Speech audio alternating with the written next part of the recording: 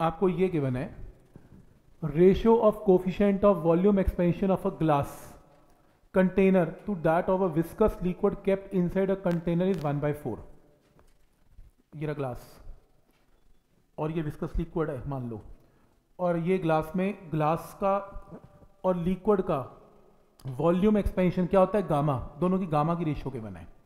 तो gamma of glass given है, gamma of liquid given है। आगे, what fraction of inner volume of the container should the liquid occupy. ये container में ये पानी या ये लिक्विड कितना वॉल्यूम ऑक्यूपाई करे, कंटेनर का फ्रैक्शन निकालनी है, कितना वॉल्यूम ऑक्यूपाई कर रहा है ये water, such that volume of remaining vacant space. Vacant space कौन सी है, ये हवा वेकेंट स्पेस है, तो ये हवा वेकेंट स्पेस है। वेकेंट स्पेस का वॉल्यूम सेम रहे चाहे तुम इसका टेम्परेचर बढ़ा दो, ग्लास का भी और वाटर का भी, दोनों के टेम्परेचर बढ़ाने से वॉल्यूम फैलेगा। तो ये स्पेस कम छोटी ज़्यादा बड़ी हो सकती है इसकी, पर वो कह रहे नहीं बराबर है। तो अगर बराबर है तो बताओ रेशो क्या होगा इसका, रेशो का वॉल्यूम ऑफ रेशो का वॉल्यूम का रेशो क्या होगा, ये है। तो एक काम करते हैं,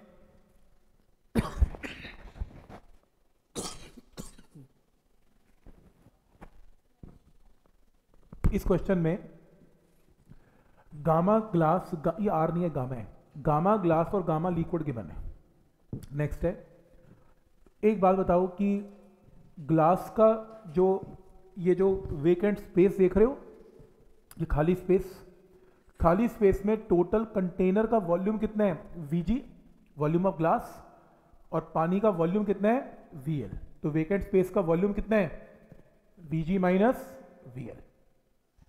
कब, जब टेम्परेचर डाउन था, टेम्परेचर अप हो गया तो ग्लास भी एक्सपैंड हो गया, वीजी की जगह क्या हो गया, वीजी डैश, और वीएल की जगह क्या हो गया, वीएल डैश। तो डेल्टा वी दोनों का निकाल लिया, इनिशियल और फाइनल, और दोनों को इक्वेट कर दिया, क्योंकि वो कह रहा है डेल्टा वी की वैल्यू दोनों में सेम है, राइट। तो वी एल वाली टर्म्स एक तरफ, वीजी वाली टर्म्स एक तरफ, तो ये क्या बन गया, डेल्टा वी एल, ये क्या बन गया, डेल्टा वीजी। डेल्टा वी का फॉर्मूला सबको आता है, गामा वी डेल्टा टी, ये लिक्विड के लिए है, और ऐसे ही gamma V delta T glass के लिए, डेल्टा टी की वैल्यू दोनों में एग्जैक्टली सेम है। सेम है तो रेशियो निकल आएगी volume of liquid and glass की, क्योंकि गामा की रेशियो तो मैंने आपको ऑलरेडी दे रखी है 1:4, यहाँ से आंसर 1:4 ही आएगा। तो आइडिया समझ में आ रहा है कि क्या लॉजिक है इसमें, ये पॉइंट समझ में आ रहा है जिसमें ये टेम्परेचर बढ़ाने के बाद भी सेम है, तो रीअरेंज करके डेल्टा वी लिक्विड का और डेल्टा वी ग्लास का सेम है। डेल्टा वी का formula V gamma V delta T, gamma V delta T, एक बार लिक्विड के लिए एक बार ग्लास के लिए, आंसर ठीक। तो इसे आप ट्राई कर सकते हैं। नेक्स्ट क्वेश्चन कितनों का हो गया, होगा, देखो क्वेश्चन है कि वुडन व्हील, तो ये एक वुडन व्हील है और ये रहा वुडन व्हील, वुडन व्हील का रेडियस आर है और सेमी सर्कल पार्ट्स हैं इसके, जुड़ा नहीं हुआ, ये जुड़ा नहीं हुआ, ऐसा है। The two parts are held together by a ring, तो एक रिंग के साथ इसको बांध के रखा हुआ है। रिंग का क्रॉस सेक्शन एरिया एस है और लेंथ रिंग की एल है। तुम बोले ठीक, एल है। नेक्स्ट है L is slightly less than 2πr। अब प्रॉब्लम यह है कि अगर तुम्हें इसके ऊपर रिंग को चढ़ाना है तो कम से कम लेंथ 2πr चाहिए, लेकिन तुम्हारी लेंथ 2πr से कम है, तो क्या करोगे, रिंग को गर्म करोगे। तो तुमने इसके लिए टेम्परेचर डेल्टा टी कर दिया, रिंग एक्सपैंड हो गई, इस लक्कड़ के इस पोर्शन के ऊपर चढ़ गई और फिर ठंडी हो गई और ये लक्कड़ का पोर्शन जुड़ गया, एक्सपैंड होके रिंग बड़ी हो गई, फिर छोटी हुई तो इससे जोड़ दिया, इसे ऐसे जोड़ दिया। वाई यंग्स मॉडुलस है इसका, ये बताओ force that one part of the wheel applies on the other part क्या होगा। तो एक पार्ट दूसरे पार्ट पे जब जुड़ेगा तो क्या फोर्स लगाएगा, ये क्वेश्चन है, ठीक। तो रूल नंबर 1, इस क्वेश्चन में कुछ भी समझ में ना आए, एक बात समझ में आती है, यंग मॉडुलस गिवन है, वाई का फॉर्मूला तो पक्का लगेगा यार, वाई का क्या फॉर्मूला है, force by area delta L by L, और क्योंकि क्वेश्चन में अल्फा भी यूज हो रहा है तो डेल्टा एल को एल अल्फा डेल्टा टी तो पक्का पुट करना ही करना है। तो शुरू करते हैं। रिंग क्या हो जाएगी, टाइट हो जाएगी इसमें जब ठंडी होगी, क्योंकि वो ज़बरदस्ती पहले एक्सपैंड हुई थी और फिर छोटी हुई, बहुत टाइट है, तो रिंग में क्या आ जाएगी, टेंशन। रिंग की पहले टेंशन निकालते हैं। रिंग की टेंशन कैसे निकलेगी, ऐसे निकलेगी, यंग्स मॉडुलस का फॉर्मूला फोर्स अपॉन या delta L by L, force की जगह टेंशन पुट करते हैं, रिंग के लिए लगा रहे हैं हम, रिंग जो है एक्सपैंडेबल है, एरिया क्रॉस सेक्शन का एस गिवन है, एल और delta L, y is equal to T S L और डेल्टा एल। डेल्टा एल का फॉर्मूला हमें पता है, L into alpha into delta T, L से एल कैंसल, तो टी की वैल्यू क्रॉस मल्टीप्लाई करके इसके इक्वल आ गई। तुमने रिंग की टेंशन निकाल दी, पर उसने रिंग की टेंशन थोड़ा पूछी, उसने पूछा एक पार्ट ये वाला सेमी सर्कल, इस सेमी सर्कल को क्या लगाएगा, फोर्स लगाएगा, तो तुम्हें ये एफ फोर्स निकालनी है। अब अगर तुम रिंग के ये सेक्शन देखो तो इसमें क्या डेवलप है, टेंशन हो चुकी है डेवलप, जो पेयर में है टी एन टी। तो यहाँ पर ये जो फोर्स एफ है, ये सेमी सर्कल पार्ट है, तो यहाँ पर टेंशन डेवलप हो चुकी है 2t, तो इक्विलिब्रियम में मेंटेन्ड है, तो एफ किसके इक्वल है, 2t, तो तुमने एंड में 2 से जरूर मल्टीप्लाई करना है, आंसर मार्क कर लेना। और ये इक्वल एंड ऑपोजिट फोर्स लगाएंगे एक दूसरे के ऊपर because of Newton third law, action reaction equal and opposite. तो ये इसका आंसर है, ये इजी है, डाउट है तो पूछ सकते हो, कोई प्रॉब्लम नहीं है।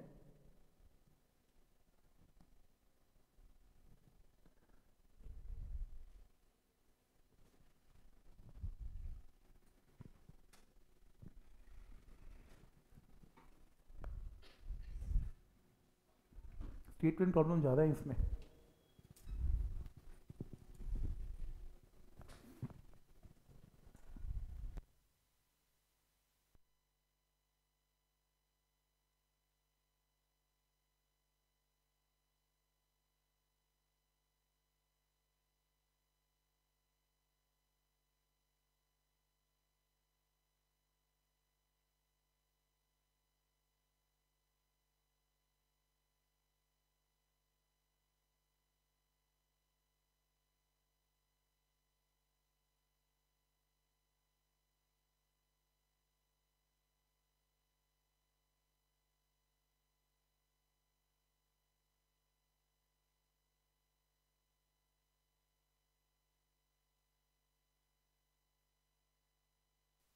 तो क्वेश्चन है, unit scale is to be prepared whose length does not change with temperature and remains 20 centimeter using a bimetallic strip made up of brass and iron each of different length। तो एक scale बना रखा है जिसमें दो metal use कर रखे हैं, आयरन और इसमें ब्रास, और अलग अलग लेंथ है। The length of both components would change in such a way, गर्म करने पे इनकी लेंथ ऐसे चेंज होगी दोनों की, so that difference between their length remains constant. दो जो डिफरेंस बिटवीन लेंथ है दोनों की, ब्रास और इसमें आयरन की, वो कांस्टेंट है। लेंथ ऑफ ब्रास पता है, लेंथ ऑफ आयरन निकालना है, और अल्फा दोनों का पता है। ठीक, देखो इस क्वेश्चन में इसको तो मत ही देखो, ये पता नहीं क्या करे जा रहा है इस तरीके से। ठीक, इसको मत देखो, इसको ऐसे देखो। उसने ये कहा कि आपके पास एक आयरन है और एक आपके पास ब्रास है। ठीक, लेंथ ऑफ आयरन ये रही, लेंथ ऑफ ब्रास ये रहा। तुमने टेम्परेचर बढ़ा दिया तो नई लेंथ आयरन की ये रही और नई लेंथ ब्रास की ये रही। तो चेंज इन लेंथ कितनी है, चेंज इन लेंथ आयरन की इतनी ये रही, और ब्रास की कितनी है, ये लो, ये ब्रास है ऐसे। लेकिन वो कह रहे हैं कि इस केस में जो चेंज ऑफ लेंथ है वो दोनों में एग्जैक्टली सेम है, तो यानी कि इसमें कुछ करना ही नहीं है। डेल्टा एल आयरन का एंड डेल्टा एल ब्रास का एग्जैक्टली सेम है। और डेल्टा एल का फॉर्मूला क्या होता है, L into alpha iron into delta T, L किसका, आयरन का, और ऐसे ही एल ब्रास का इंटू एल्फा ब्रास का into delta T. Delta T दोनों का सेम है, कुछ भी ना निकला, डेल्टा एल सेम किया हुआ है। तो यहाँ से लेंथ ऑफ क्या निकालना है आपको, आयरन निकालना है, निकाल लेना। आपको ब्रास की लेंथ गिवन है, अल्फा दोनों का गिवन है, एक सेकंड में आंसर। ये भी तुम्हें समझाने के लिए लंबा कर रहा हूँ, मन में तो कुछ भी नहीं करना, ये क्वेश्चन बनेगी मन में, आयरन का डेल्टा एल और ब्रास का डेल्टा एल इक्वल, खत्म आंसर, ऐसे। ठीक, तो पॉइंट समझ में आ रहा है कि क्या लॉजिक है इसका। देखो चेंज ऑफ लेंथ ज़्यादातर केस में वो सेम ही देता है, मैंने देखा है। ये सब फोर्स और यंग मॉडल्स की प्रॉब्लम्स हैं। एक ना प्रॉब्लम जो सॉल्व करनी है, एक ये प्रॉब्लम गिवन है नॉन आइसोट्रोपिक, पता नहीं यार ये क्वेश्चन दिया क्यों है, वैसे बुक्स के अंदर भी मेंशन कमी है। Non isotropic solid metal cube है, the coefficient of linear expansion given है, ये हुआ। तो इसमें ना प्रॉब्लम ये है कि non isotropic solid metal has a coefficient linear expansion given है along X axis, Y axis और जेड एक्सिस। मतलब ये नॉन आइसोट्रोपिक वो मटेरियल है जिसकी डिफरेंट प्रॉपर्टीज होती हैं डिफरेंट डायरेक्शन में, एक्स में अलग एक्सपैंड करेगा, वाई में अलग करेगा, जेड में अलग करेगा, 3 अल्फा हैं इसके। ठीक है, तो कह रहा है कि if the coefficient of volume expansion given है, तो सी की वैल्यू क्या है, कोफिशिएंट ऑफ वॉल्यूम एक्सपेंशन निकालो। अब कोफिशिएंट ऑफ वॉल्यूम एक्सपेंशन होगा क्या, वैसे तो 3 अल्फा होता है, गामा क्या होता है 3 अल्फा, इसमें अलग अलग ऐड करने पड़ेंगे। तो देखो ना अलग अलग ऐड किए, अब आंसर आएगा 3 अल्फा की जगह अलग अलग ऐड करो, बस आएगा। नहीं वैसे पता नहीं क्यों दिया हुआ है, समझ के बाहर है, बट चलो कोई बात नहीं, ये तो सिंपल एनसी वो किया भी था, शीट वाली प्रॉब्लम है, ये करो।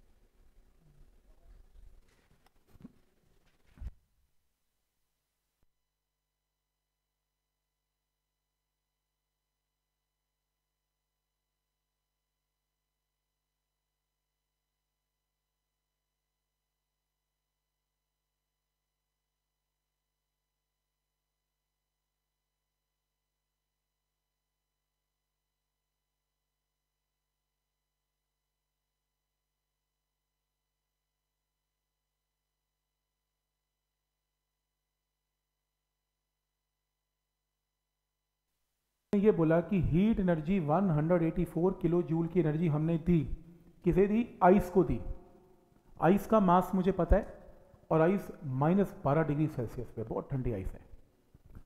अब ऑब्वियसली मेरी हीट लेने से वो पिघल जाएगी। स्पेसिफिक हीट ऑफ आइस पता है, लेटेंट हीट भी पता है, तो इसमें 3-4 ऑप्शंस के बना है।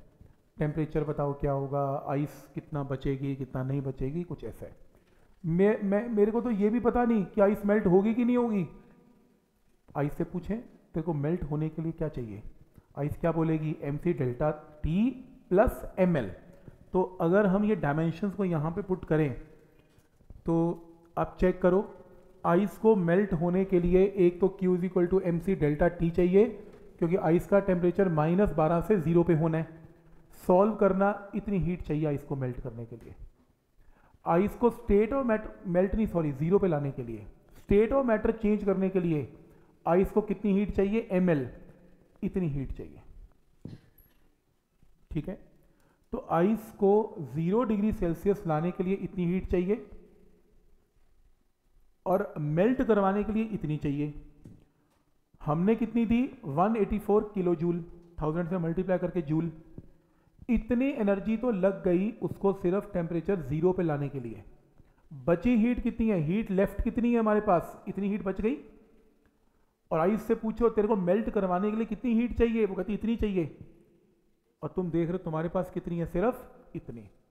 तो अब ये पूरी आइस मेल्ट नहीं हो पाएगी, पर वही सेम क्वेश्चन, कुछ तो होगी, तो कुछ तो होगी का कुछ तो निकाल लो।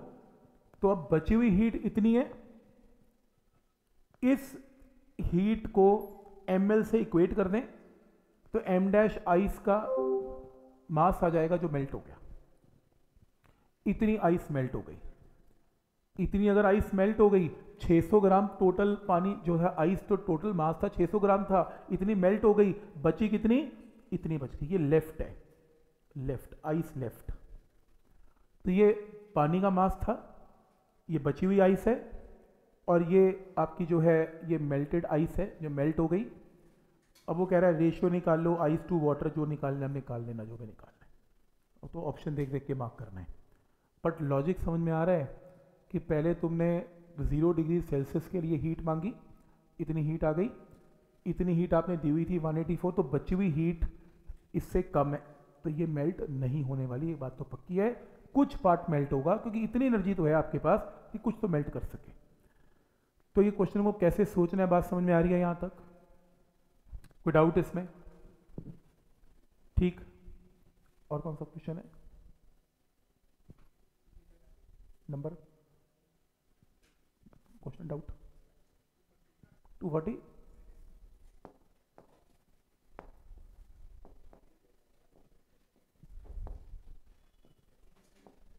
246 वाटर इक्विवेलेंट। अब होएगा, अब तो होएगा। तो वाटर इक्विवेलेंट का स्पेसिफिक हीट वाटर की यूज करनी है, अब हो जाएगा।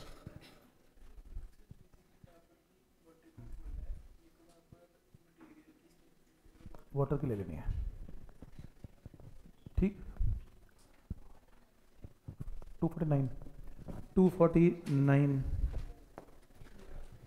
massless spring K attached with a mass is completely immersed in 1 kg of water। Spring mass system को पानी में डाल दिया, स्प्रिंग को खींच दिया 2 सेंटीमीटर, ऐड छोड़ दिया, वो वाइब्रेट करना शुरू कर रहा है, वाइब्रेट करके पानी को गर्म कर दिया उसने। तो what will be the order of magnitude of change in temperature of the water? जब वो वाइब्रेशन रोक देगा, हिलेगा तो पानी गर्म कर देगा। हाँ, तो इसमें ये करेंगे किसके अंदर ना, इसमें स्प्रिंग एनर्जी। तो इसमें सबसे पहले स्प्रिंग की एनर्जी लगेगी, जो स्प्रिंग की एनर्जी है वो कितनी है? हाफ की एक्स स्क्वायर। तो आपने जब स्प्रिंग को मूव करवाया, एक्सपैंड करवाया, तो हाफ की एक्स स्क्वायर। ये सारी एनर्जी ने पानी को गर्म कर दिया। पानी तो गर्म हुआ जो लटकता हुआ मास है वो भी गर्म हो गया।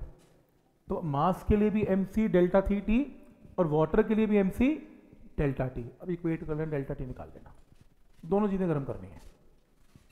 और 250 when m1 gram of ice minus 10 degree Celsius is added to m2 gram of water at 50 degree Celsius, finally no ice is left and water is at 0 degree Celsius, value of latent heat of ice क्या है? अब same problem ice water mix वाली, mc delta. देखो ice है -10 पे है और वो क्या कह रहा है कि इसमें आइस बची नहीं है, बिल्कुल भी आइस नहीं बची। तो आइस ना बचने का मतलब क्या है कि आइस के लिए क्या लगेगा? आइस के लिए लगेगा एक तो ml और एक क्या लगेगा? mc delta T. तो mc delta T plus ml। और वाटर, ये हीट कहाँ से आ रही है? पानी से। तो पानी के लिए सिर्फ mc डेल्टा टी। पानी का टेम्परेचर 50 से 0 हो रहा है, आइस का देख लेना कितना भी हो रहा है, इक्वेट करके आंसर। ठीक, तो इसको ट्राई करना, जितने क्वेश्चन और कर सकते हो।